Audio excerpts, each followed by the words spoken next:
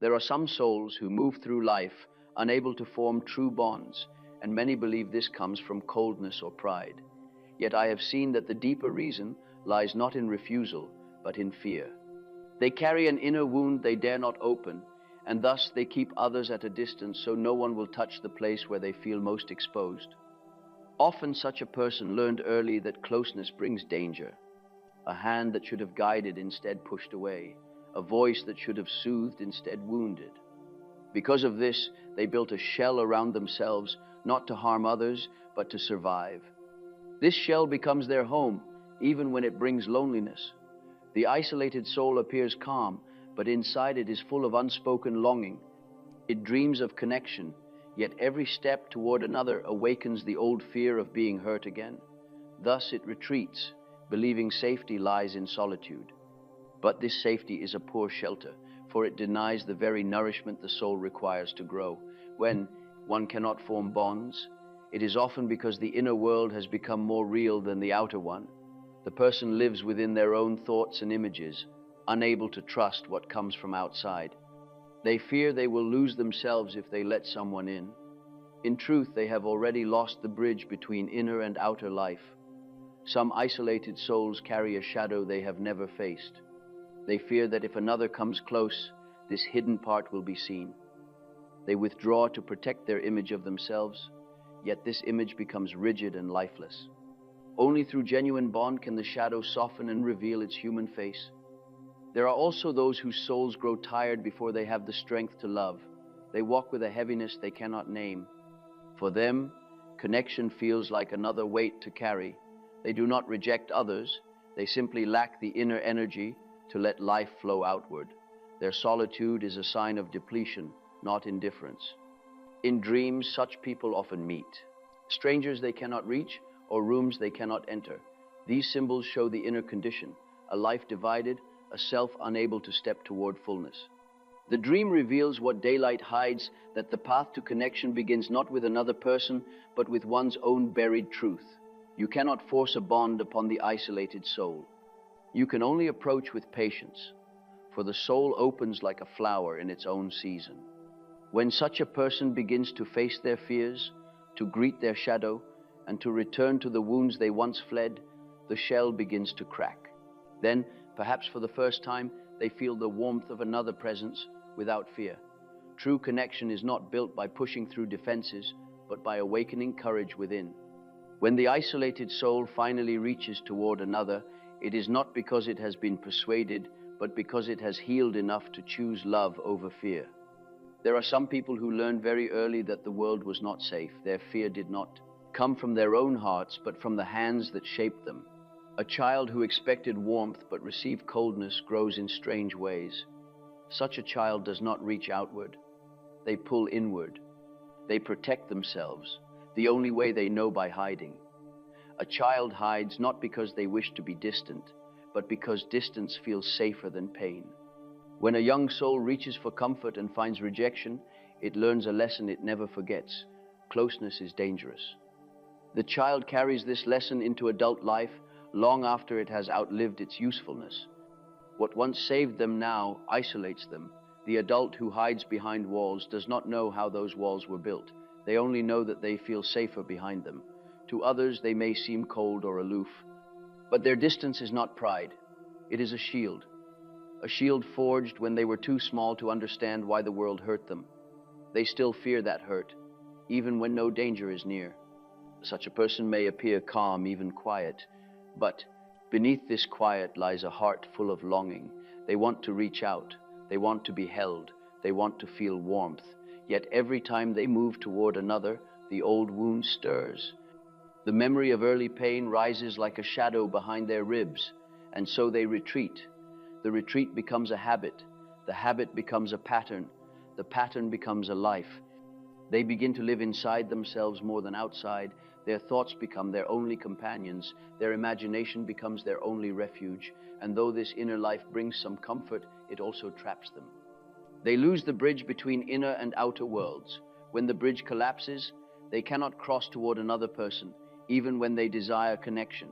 They feel separated as though by an invisible wall. They may sit beside someone and feel miles away.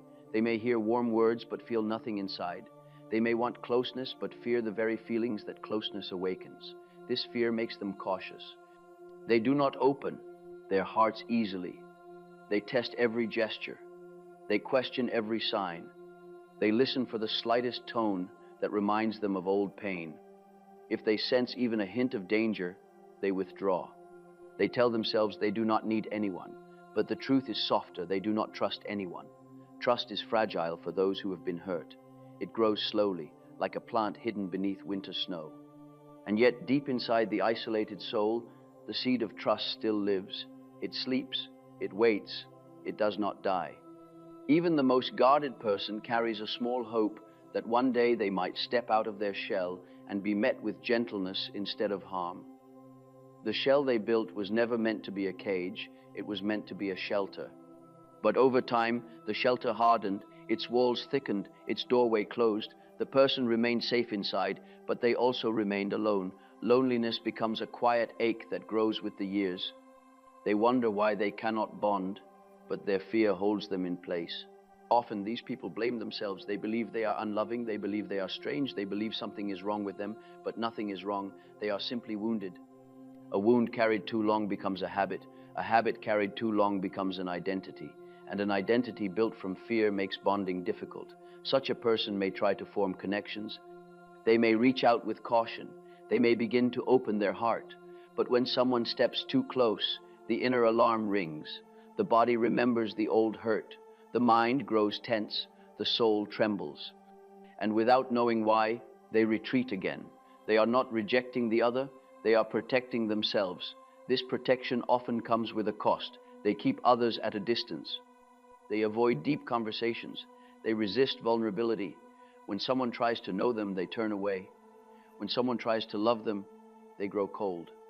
They fear that letting someone in will reveal the place inside where they still feel small and fragile. They believe that this fragile place must remain hidden. Yet this very place is where their soul waits to be healed. It is the center of their humanity. The wound is not a mark of weakness. It is a mark of experience. It shows where they have been shaped by life. But because they fear judgment, they try to hide the wound from everyone, even themselves. In dreams, such people often wander through empty landscapes. They see long roads with no travelers. They enter houses with many rooms but no figures.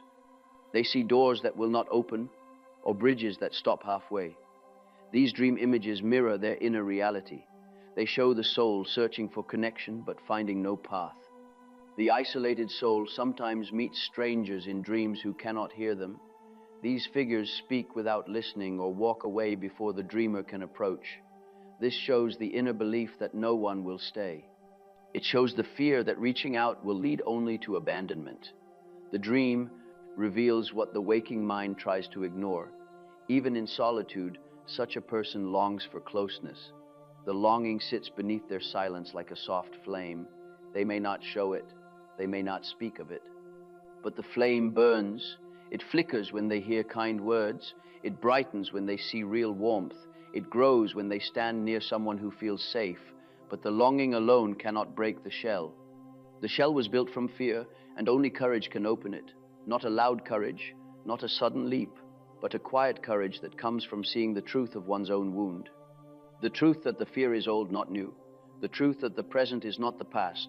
The truth that closeness now may heal rather than harm.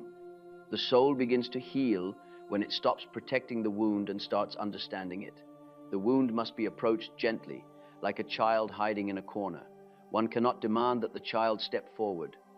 One can only offer warmth, presence, and patience. With time, the child lifts its head. With time, the child steps closer. So too with the wounded soul. A person who struggles to bond must learn to meet themselves first. They must enter the inner room where the child still waits. They must sit with their own fear, not as an enemy but as a memory. They must see how the wound shaped them. Only then can they understand why closeness feels dangerous. This understanding begins to loosen the shell. When they finally face their own fear, something softens. The shell cracks not all at once, but slowly. A thin line of light enters. The soul feels the warmth of this light and begins to stretch. For the first time, the person senses that closeness may not destroy them, it may heal them. This is the first movement toward connection. Others cannot break this shell from the outside. They cannot persuade or force. Only the soul can choose to open. And this choice comes when the inner world feels safe enough to trust again. Safety does not come from others. It comes from within, from facing the wound that once taught them to hide. Thus, the first step toward forming bonds is not reaching out to others. It is reaching inward, toward the part of oneself that has been left alone for too long. When this part is finally seen, heard, and understood, the soul begins to breathe again. And in this breath lies the possibility of closeness. For the isolated soul, the true question is not, why can I not bond? The true question is, what part of me still fears being touched? Only by meeting that part can the shell soften. And only when the shell softens can the soul begin to step into the warmth of another presence. There are people who drift slowly away from the outer world until they live almost entirely inside themselves. This movement does not happen in a single day. It begins quietly, as a small withdrawal from the noise of life, then grows into a habit, and finally becomes a fortress.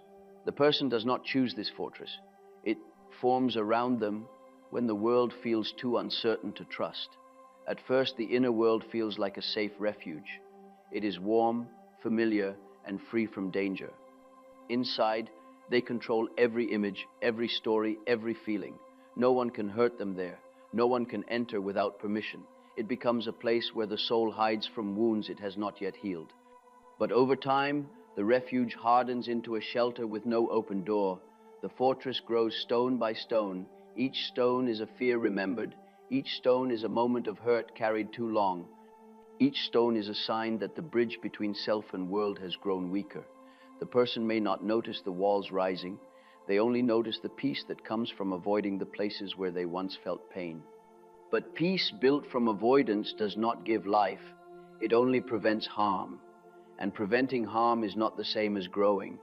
A person who lives only inside themselves becomes separated from the living world. Their heart beats, but it beats.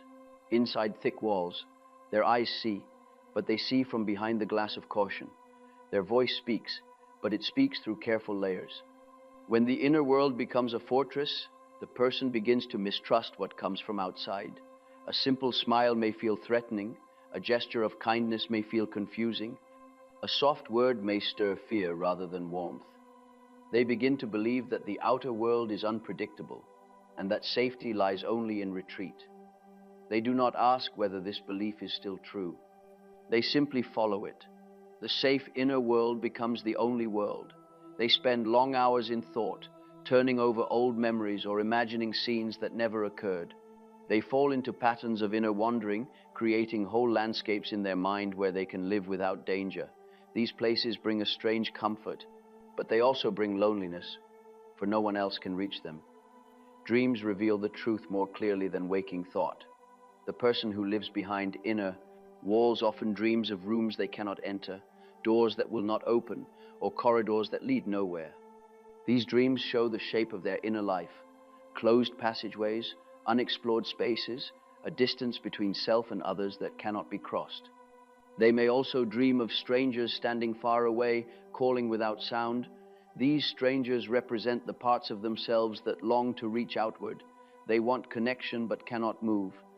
They want warmth but cannot step forward. The dream shows the soul's longing trapped behind the barrier the person built.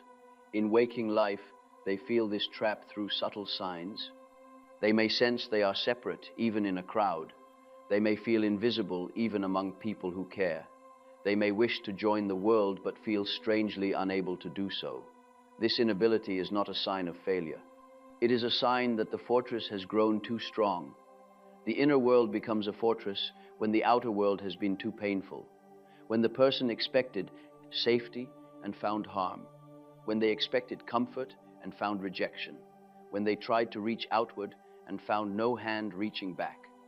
These wounds shape their inner landscape, and the fortress becomes a way to survive in a world that once felt hostile. But the fortress has a cost. It keeps danger out, yes, but it also keeps life out. It keeps love out. It keeps meaning out. It keeps the very things the soul needs in order to grow. A person who cannot let anything in cannot form bonds, not because they do not wish to, but because the walls they built to survive now stand between them and the world. Some people feel ashamed of this distance. They think something is wrong with them, but nothing is wrong. They are simply caught between fear and longing. The fear tells them to stay hidden. The longing tells them to step out. These two forces pull at them until they feel torn in the quiet space of their inner world. They may try to open the door of their fortress from time to time. They may take a few steps outward, but the moment they feel exposed, the door slams shut again. The soul wants connection, but the memory of pain is stronger. And so they return to the inner world, even when they feel lonely there. Yet within every fortress, there is a window. The window may be small, but it lets in light. This light comes from the outer world through moments of kindness, through warmth from another person, through simple gestures that stir the heart. The light entering the window shows the soul that not all that lies outside is dangerous. Some of it holds life. When a person sees this light, they feel something new. They feel the faint stirring of trust. The trust is fragile, but it exists. It begins as a soft feeling that maybe the world is not as threatening as they believed. Maybe closeness is possible. Maybe connection will not destroy them. These thoughts rise slowly, like small birds testing their wings. Still, the fortress feels safer. The person returns to their inner world again and again. It is familiar. It is predictable. It does not ask them to change, but the soul does not grow in places that never change. The soul grows by facing what frightens it, by stepping into the unknown, by trusting that not every hand will wound. Sometimes life sends a person who stands outside the fortress patiently, someone who does not push or demand, someone who speaks gently and gives space, someone whose presence warms the cold air inside. This presence becomes the light in the window. It does not force the door open. It waits. It allows the soul to approach in its own time. If the person inside the fortress begins to feel safe enough, they may open the door a small crack. This crack is the first move toward connection. It is not dramatic. It is often unnoticed by others. But for the person within, it is a great step. It means they are willing to risk even a small moment of openness. This crack may close quickly, but each time it opens, the soul gains courage. Courage grows slowly. It grows through tiny acts, speaking a feeling, sharing a thought, letting someone stand close, allowing the heart to warm. These acts weaken the fortress. They invite life back into the inner world. There will be setbacks. The person will retreat when fear rises. They will close the door again.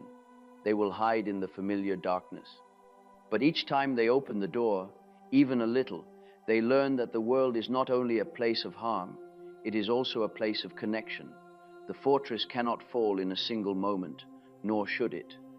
It held the person together when nothing else could. It protected them when they were too young to protect themselves. To tear it down too quickly would be cruel. The walls must fall by degrees, softened by the warmth of understanding, patience, and truth. As the fortress weakens, the bridge between inner and outer life begins to form again. This bridge is not built from words, it is built from courage. A small step outward becomes the first plank. A moment of trust becomes the second. A shared truth becomes the third.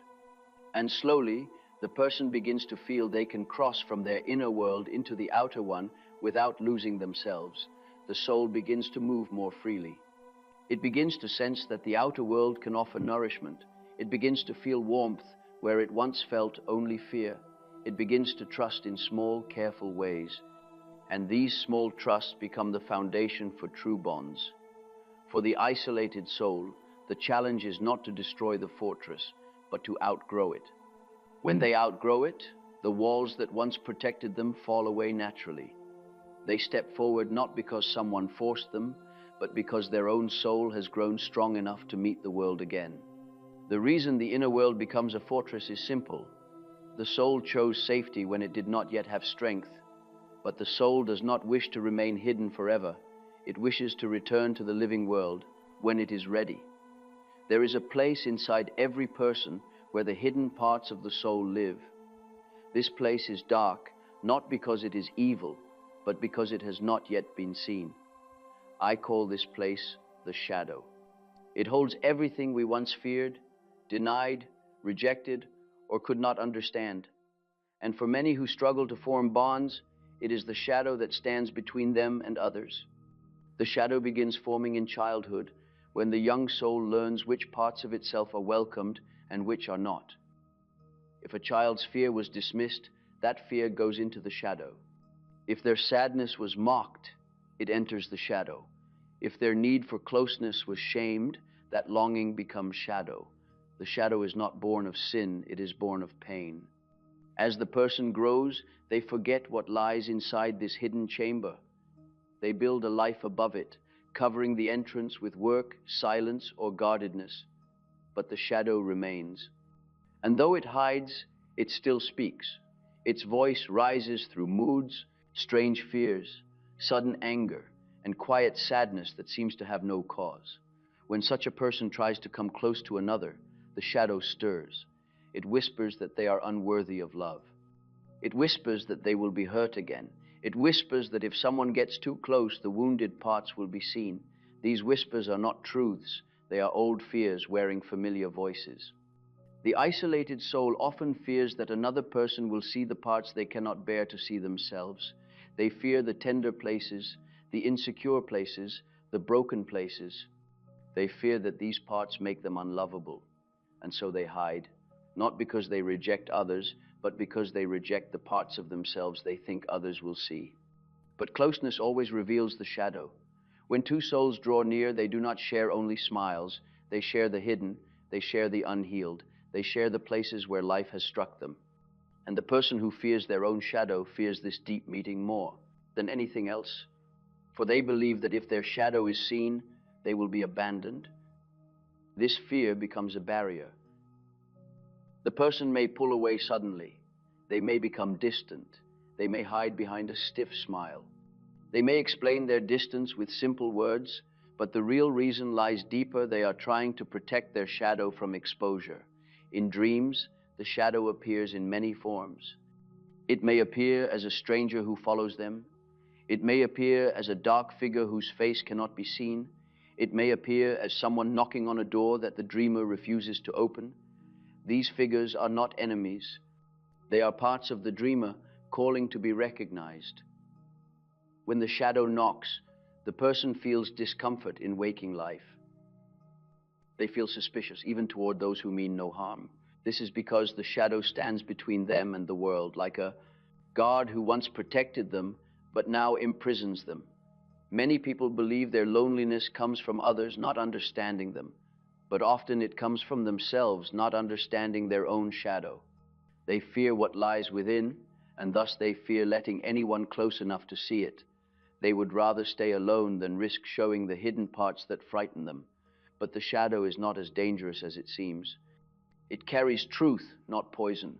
It carries pain, not shame. It carries the forgotten parts of one's humanity. And everything human longs to be seen, not judged. The shadow waits patiently for the moment when the soul gains courage to face it. A person cannot form true bonds while they fear their shadow. For closeness requires honesty, honesty with oneself first, then with another. If the person hides their shadow from themselves, they cannot share their true self with anyone else. They will always present a mask, and masks cannot bond, only the soul can. When a person begins to approach their shadow, they often feel resistance. They feel memories rising that they pushed away. They feel emotions that make their chest heavy. They feel small pains that the mind tried to forget. This rising of old material is not regression, it is healing. The shadow brings up what must be faced. Facing the shadow means allowing these hidden parts to step into the light. It means saying, "This too is part of me." The moment this is said, the shadow begins to soften. Its dark shape becomes more human. The stranger in dreams may lift their head. The locked door may begin to open. The soul begins to breathe again. When the person sees the shadow clearly, they realize something important. The shadow was never trying to harm them. It was trying to protect them. It hid the parts that once felt unsafe. It covered the wounds that felt too painful. It held the pieces of the self that were not allowed to live. It acted out of fear, not malice, but a protection built in childhood becomes a prison in adulthood. And the soul cannot grow in a prison. The walls must come down not through force, but through understanding. Once a person sees their shadow with compassion, they begin to accept the parts they once rejected. They begin to allow themselves to feel sadness without shame, to feel fear without judgment, to feel longing without guilt. As these feelings become welcomed, the shadow loses its power to block connection. For many who cannot form bonds, the first true task is to uncover the shadow and hold it with tenderness. When the shadow feels seen, it stops pushing others away. It stops whispering warnings that are no longer needed. It becomes a companion instead of a barrier. This change is subtle but profound. The person begins to feel less frightened of closeness. They begin to let others see small parts of their true self. They begin to trust that they can share their wounds without being destroyed. This trust grows slowly, like a sunrise that turns night into soft daylight. The inner walls begin to shift. They become thinner. They let in light. They let in warmth. They let in the presence of another person without overwhelming fear. This is the beginning of real connection, the moment when the shadow allows someone else to come near. But the shadow must be met again and again. Each new bond brings new layers of the hidden self to the surface. Each moment of closeness invites another piece of the shadow into the light. This is why relationships require courage. They are not only a meeting of two souls, they are a meeting of two shadows. When two people approach each other honestly, their shadows step out as well. If both souls are brave, the shadows learn to stand side by side. They are no longer enemies or strangers. They become witnesses to the truth of each other's wounds, and truth binds more deeply than desire. A person who fears their shadow cannot form bonds because they fear being known. They fear that someone will see the places where they feel broken. They fear that their wounds will make them unworthy. But the soul does not become lovable by hiding its wounds. It becomes lovable by revealing its humanity. The moment the shadow is accepted, connection becomes possible. The soul stands in the light without shame. The person can say, "This is who I am," without fear of collapse. And when another sees them and remains, the shadow begins to release its hold. The reason some people cannot form bonds is simple. They fear their own shadow more than they trust another soul. But once they face this shadow, once they greet it instead of fleeing from it, once they accept it instead of rejecting it, the barrier softens, the fear dissolves, and the possibility of closeness returns. For no bond can be formed until the soul is willing to be seen, not only in its light, but also in its darkness. There are people who do not withdraw from others because they fear closeness, or because they mistrust the world, but because they are simply too tired to reach outward. Their soul has grown weary. Their inner light burns faintly. They do not avoid connection with coldness. They avoid it because they lack the strength to hold it. This kind of weariness is not the weariness of the body. It is deeper. It is the weariness of a soul that has carried too much for too long. A person may walk, speak, and smile, yet inside they feel as though something has collapsed. Their energy drains before any bond can take root. They turn inward, not out of choice, but out of necessity. When the soul is tired, it grows quiet. It retreats to the depths, away from the demands of life. The person may not understand this retreat. They may blame themselves. They may wonder why they cannot love with the same warmth they once had. But the truth is simple. The inner flame needs rest. Without rest, it cannot shine. Some people carry a heaviness that others cannot see. They rise each morning with a sense of weight pressing behind their ribs. It is not sadness, though sadness may be present. It is not fear, though fear may linger. It is simply a lack of inner movement. The soul feels still, as though it no longer has the strength to open itself to another. This heaviness makes connection feel like effort. When someone speaks to them, they feel the pull of expectation. When someone asks for closeness, they feel the pressure of giving. Even love can feel like a burden when the soul is drained. They do not reject others. They simply cannot gather the inner energy to reach outward. Often, such exhaustion comes after long periods of carrying emotions alone. They held their fear in silence. They held their grief in solitude. They held their longing without release. These inner burdens slowly drained their strength. Over time, the soul grew thin, like a fabric worn down by years of strain. When the soul is depleted, the person may feel numb. They may speak without feeling. They may sit among others but feel distant. They may desire closeness yet shrink from the effort it requires. They are not cold, they are tired. This tiredness creates a barrier as firm as fear, but softer in its origin. Dreams reveal this tiredness in quiet symbols: a dim light flickering, a candle struggling against the wind, a lamp with no oil, rooms with low ceilings and thick air. These dream images show the inner truth. The soul needs rest. It needs time to gather itself, to breathe, to heal the wounds that drained it. In this state, the person often misunderstands their own condition. They think they are weak. They think they are broken. They think they are incapable of loving. They do not see that their soul is doing exactly what it must to protect itself. It is conserving its energy. It is preventing collapse. The tired soul cannot form bonds because bonding requires energy. It requires emotional movement, presence, openness, warmth. It requires the ability to take another person into one's heart. When the heart is tired, it cannot carry another without falling under the weight. Many people mistake this for rejection, but it is not rejection. It is self-preservation. The soul shuts its doors not because it dislikes others, but because it knows it cannot carry more. It chooses solitude not because it seeks to be alone, but because it must recover without being pulled in all directions. When someone tries to bond with a tired soul, they may feel as though they are speaking into emptiness. The other listens, but cannot respond. They see, but do not reach out.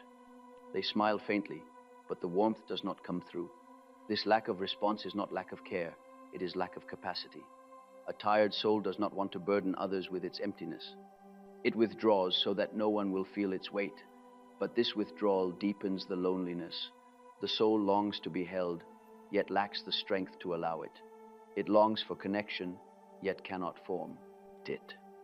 This inner conflict becomes another source of exhaustion. When the soul reaches this level of fatigue, even small gestures of closeness feel overwhelming. A simple conversation feels heavy. A warm gaze feels too bright. A gentle touch feels like a demand. It is not the outer gesture that overwhelms them. It is the inner effort required to receive it. The tired soul often feels older than its years. It carries the quiet sadness of someone who has wandered too long without rest. This sadness is not dramatic. It is soft and constant. It lies beneath the surface like a slow river.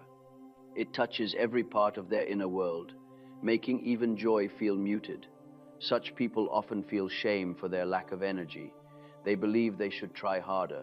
They believe they should reach out more. They believe they should force themselves into closeness.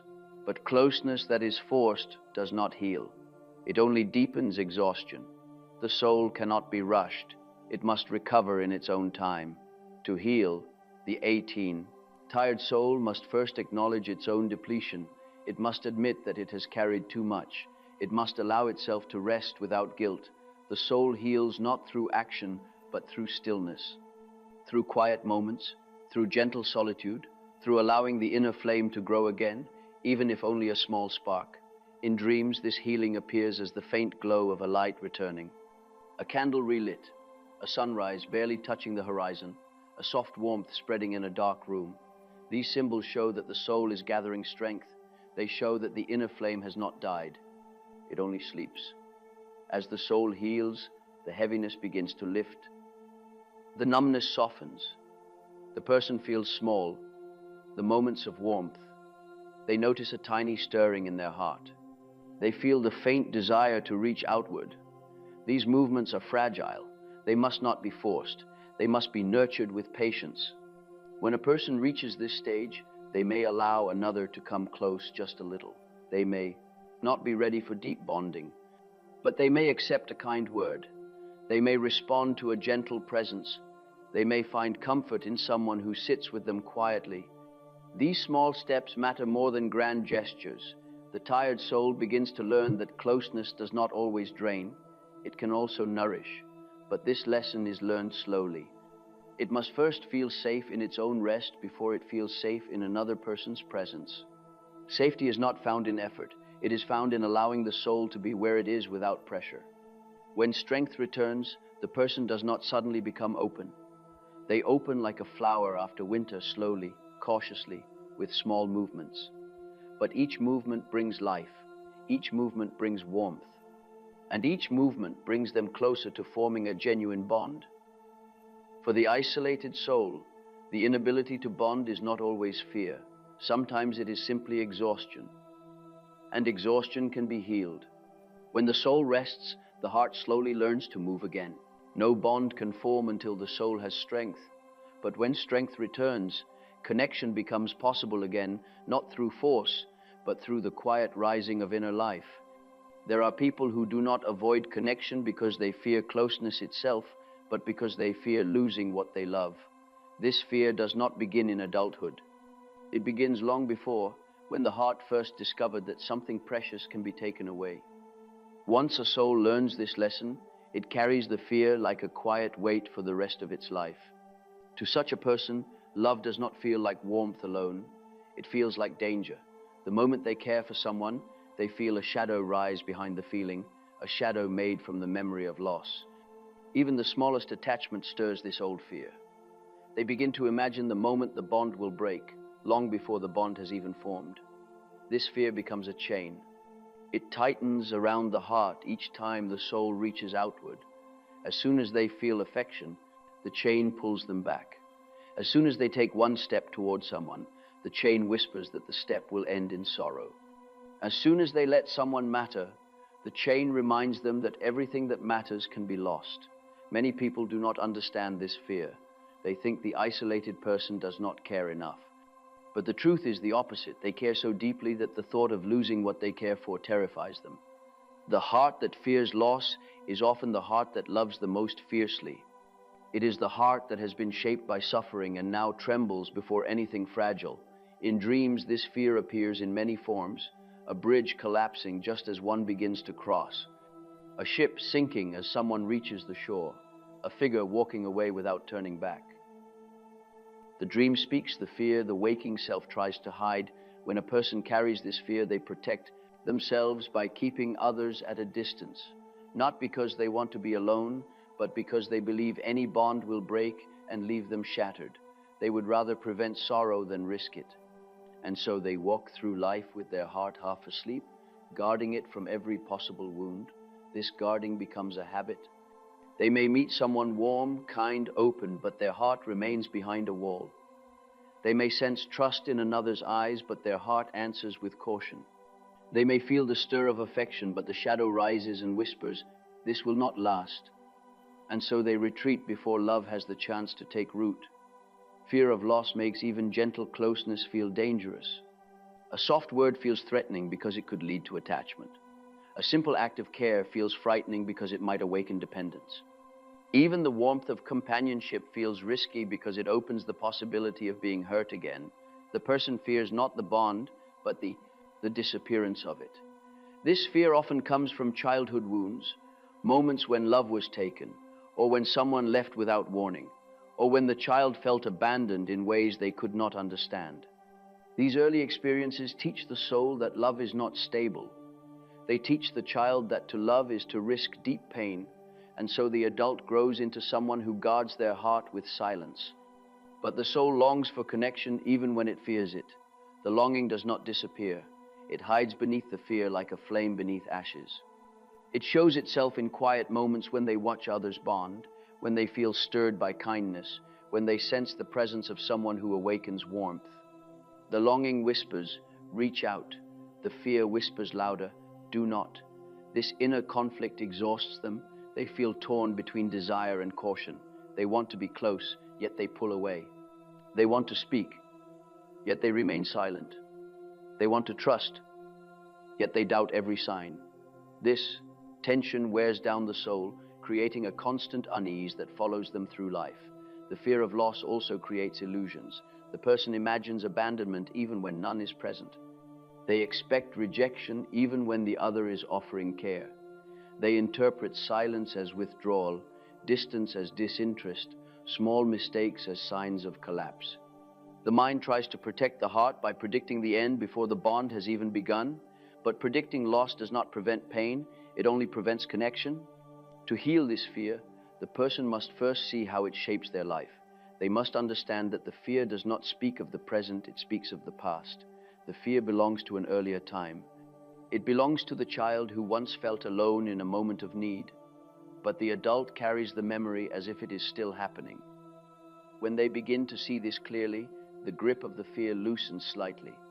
They realize that the people in their present life are not the same as the figures of their childhood.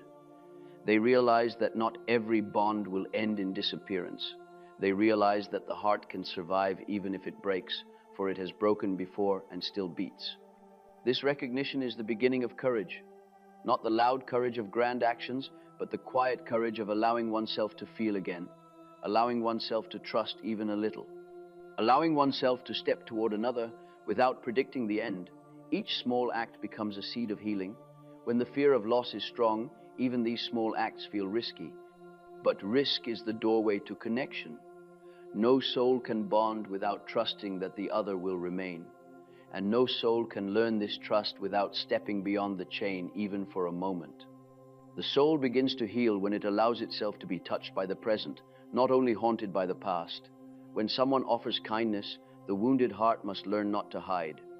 When someone offers warmth, the heart must learn not to turn away. When someone reaches out, the heart must learn not to step back out of fear.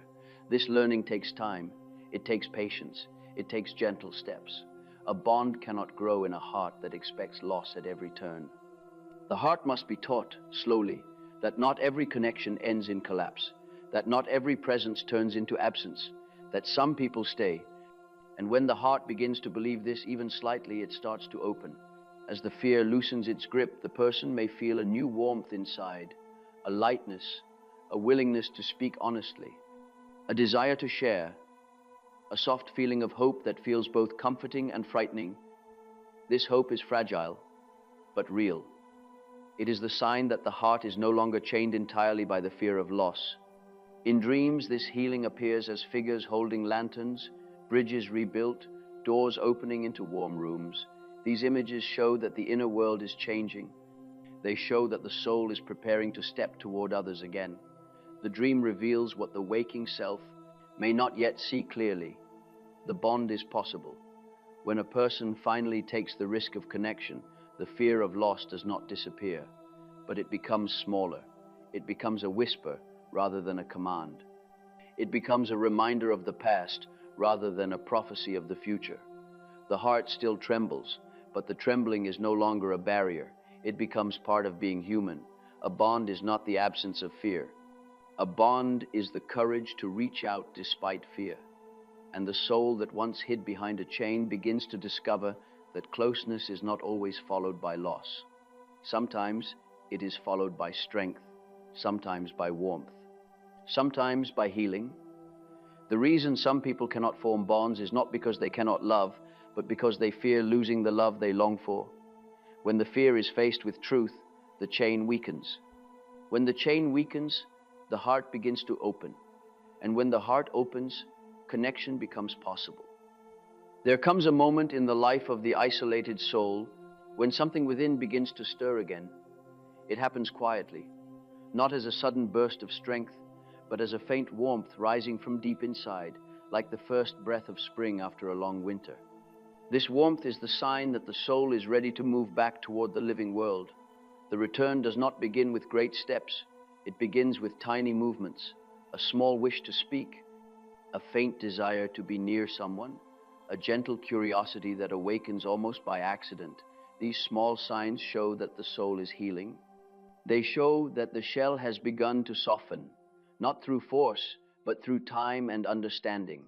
A person who has lived behind walls must learn to step outward slowly.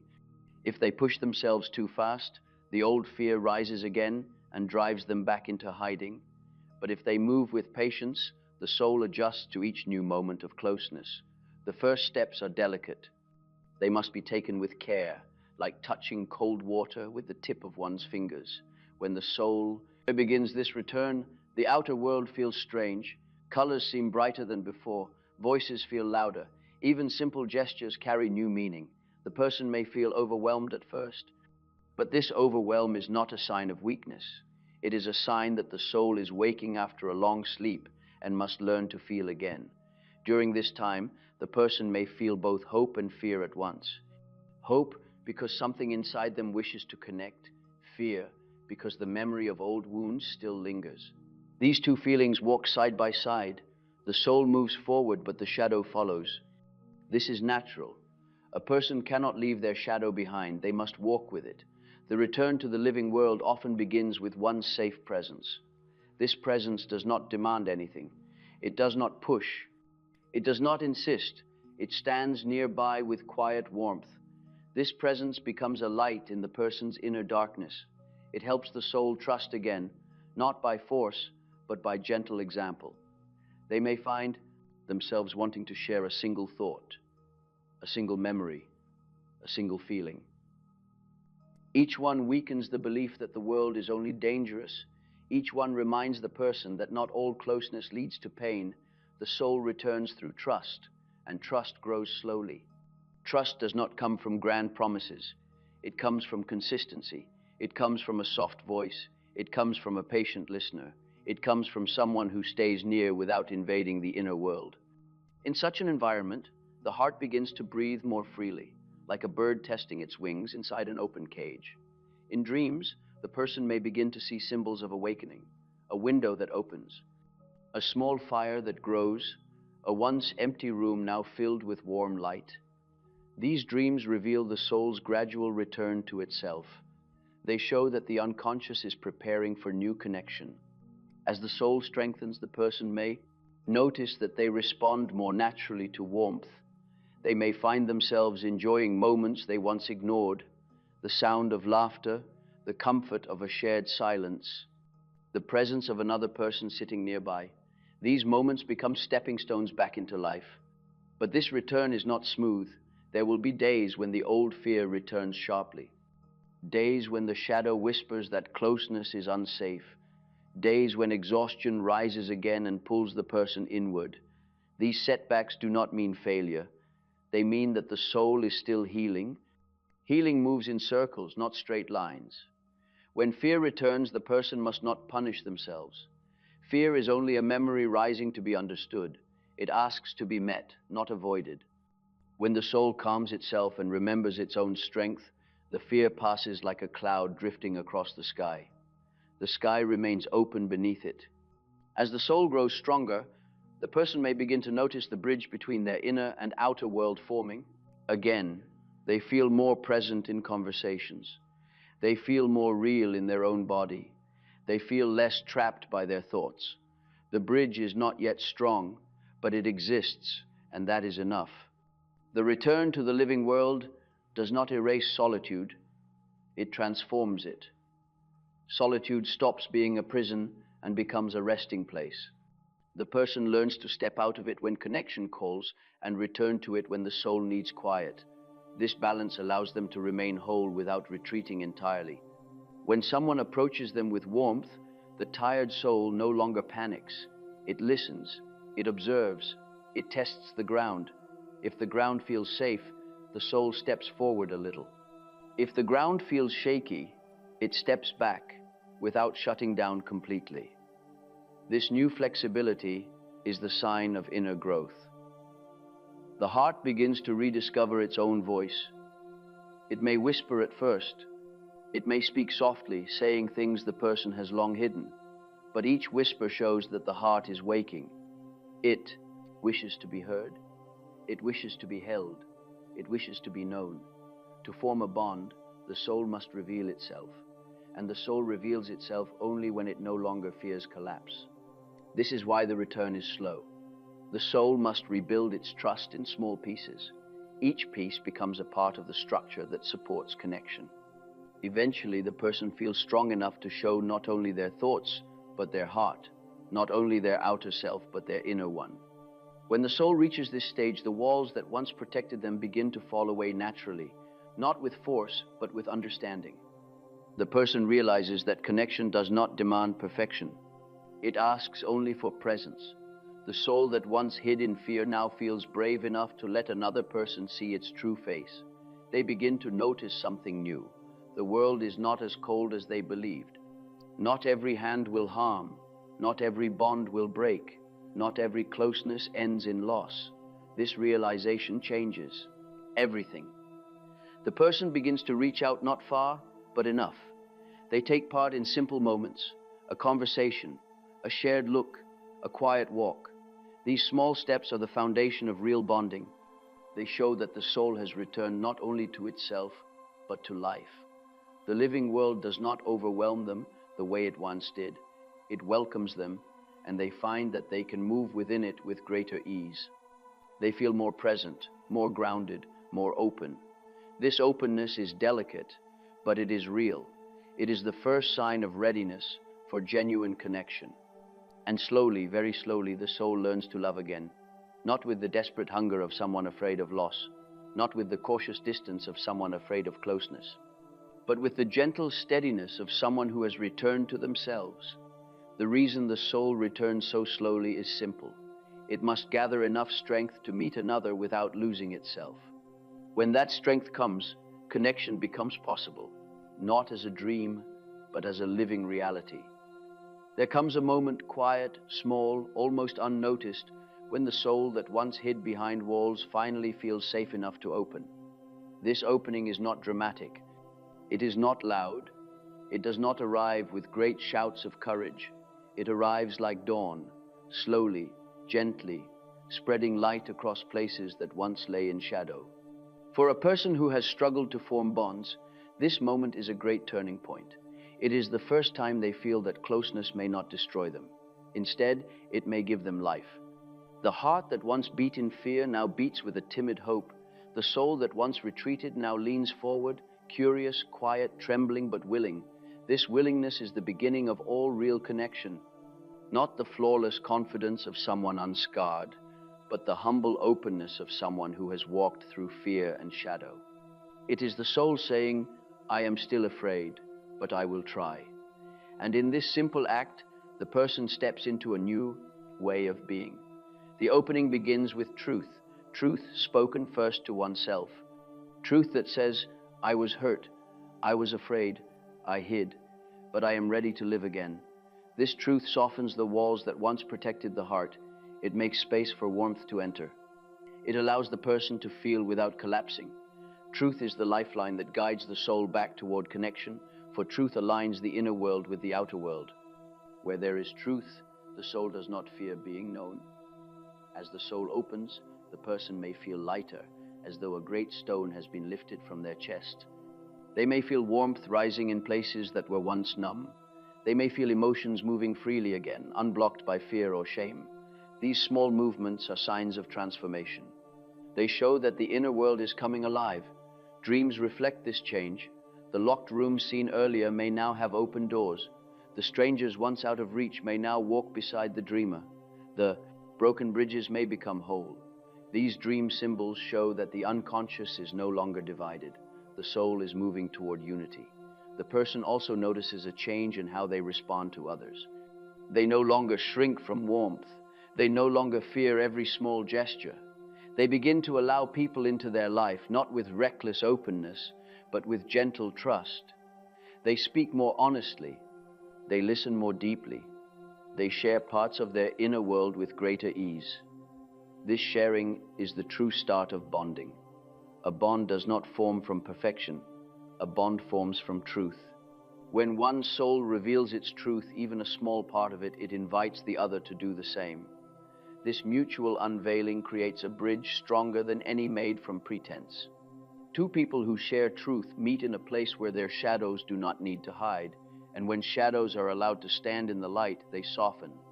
A person who once feared connection begins to understand that bonding does not require them to hide their darkness. It asks them to bring it forward, not as a burden, but as a part of their humanity. When the other sees it and remains, something miraculous happens. The shadow no longer feels dangerous.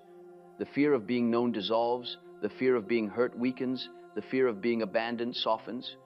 Why? Because the soul has learned that closeness is not only a place of danger, it is also a place of healing. In this stage, the person no longer seeks to protect themselves from every possible wound. They accept that being human means carrying both joy and pain. They stop expecting perfection from themselves or anyone else. They understand that real bonds grow in the soil of imperfection, not in flawless gardens. They may feel grief rise as part of this opening, grief for the years they spent in hiding, grief for the connections they avoided, grief for the love they kept at a distance out of fear. This grief is not a punishment. It is a cleansing. It washes the soul.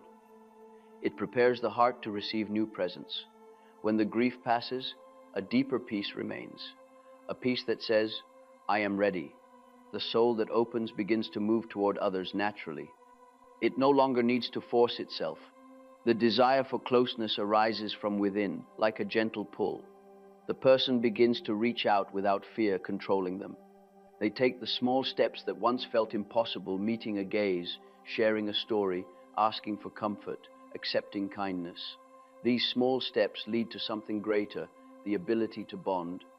A true bond requires two movements, one from the inner world and one from the outer. The person must bring their inner truth forward, and they must allow the outer presence of another to reach them. When these two movements meet, connection forms. And when connection forms, the soul feels seen. To be seen is the deepest human need. To be unseen is its deepest wound. For the person who could not form bonds, being seen without fear is the moment of rebirth. They realize that they do not need to hide their shadow, their wounds, or their past. They realize that closeness can hold all parts of them, not just the parts they once believed were acceptable. And in this embrace, something remarkable occurs. The isolated soul no longer feels isolated. They step out from behind their old walls with a sense of quiet wonder. They feel the world not as a place of danger, but as a place of possibility. They begin to trust not blindly, but wisely. They choose bonds carefully, but they choose them. They allow themselves to feel both joy and pain, knowing that both belong to life. The moment the soul opens is not the end of fear. Fear may return.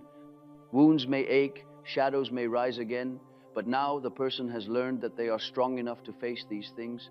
They no longer believe that closeness will break them. They know that they have survived their own inner world, and thus they can survive the outer world too. Closeness becomes not a threat but a gift. Connection becomes not a burden but a nourishment. Love becomes not a risk but a path. The soul that opens discovers that bonds do not diminish it, they complete it. For the first time, the inner world and the outer world touch. They stand together like two hands, meeting after years apart, and the person who once felt divided becomes whole. The reason some people cannot form bonds is not because they lack the ability to love. It is because the soul hid for protection. But once the soul learns that it is safe, once it heals, once it rests, once it faces its shadow, it opens. And in that opening, connection begins. Connection that is real, connection that is honest, connection that heals, connection that makes the soul feel alive again. This is the final truth. A bond forms the moment the soul chooses courage over fear and steps forward with an open heart, even if that heart is trembling.